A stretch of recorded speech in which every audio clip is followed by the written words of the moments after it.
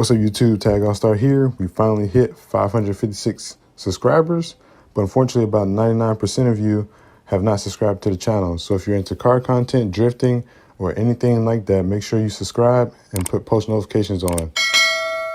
There'll be much more drifting and car content coming on this channel, so just stay tuned.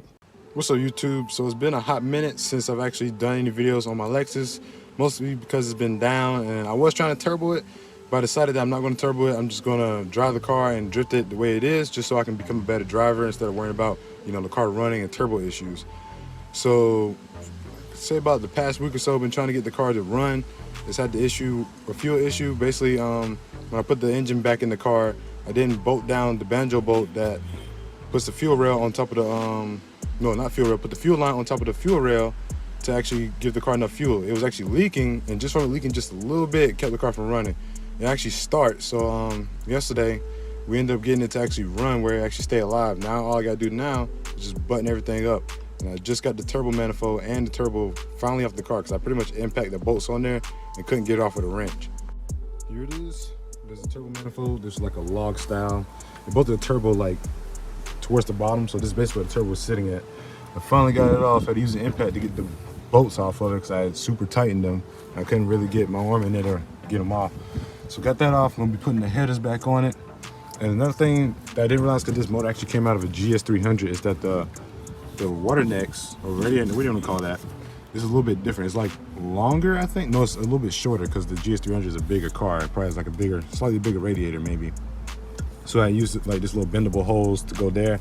They're gonna use this bendable hose to go down there because again, these housings are a little bit different apparently. So got the turbo off. The next step is to see if I can get the exhaust on here. I'm going to have to move that ground right there to somewhere else so that the exhaust can go through there, and as well move those steel braided transmission lines I put on here. And believe it or not, those transmission lines actually fit. They're for like a Chevy transmission or something like that, but I figured it'd probably be about the same, and they bolted right up. And they bolted right up into the radiator as well. Then gotta put the headlight back in there and just get the car back up and running. Shouldn't take too much. And then I also gotta do something about the power steering, because I know that there isn't a lot in here. Yep, pretty much drained out. Figure out about the power steering hose. And then another thing I gotta do, I took you can't see it, but down there where there it is, the oil pressure sending unit right there in the middle. I got I put like a little T-fitting for the oil turbo line to go to, but I took that line off and I need to plug that hole or try and get that T-fitting out of there. That's what I'm going to try and do, but it's kind of a tight fit, so I couldn't really get the wrench. The wrench is so long, I can't really turn the wrench to get it off, but we're going to keep trying to do it. Here's my headers. I'm going to wash them off, I guess. They've been sitting out here for a little minute. Yeah, clean them up a little bit. Get a good seal on them. O2 sensors in. I do need to get a Y pipe because I pretty much destroyed the Y pipe I had. Wash some bad boys off. Get all that dirt off them. It looks kind of cool when they get burnt. That little titanium look. I don't think these are titanium. They're like stainless. These some cheap headers though. They were like $74, I think.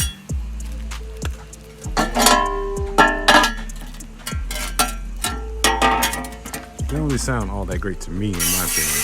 Or at least, my car was fixed like that. It sounds like when destroyed my exhaust, trying to take it out. So I had to leave it fixed like for a while. It's kind of terrible. So hopefully we can do something a little bit better, make it look a lot better, or sound a lot better, I mean. Cobweb jump. Alright, so I pretty much got everything buttoned up. I won't say everything, but most of it got the exhaust and O2 sensors on there. Got everything for the most part plugged up. Now we're gonna see if we can start it.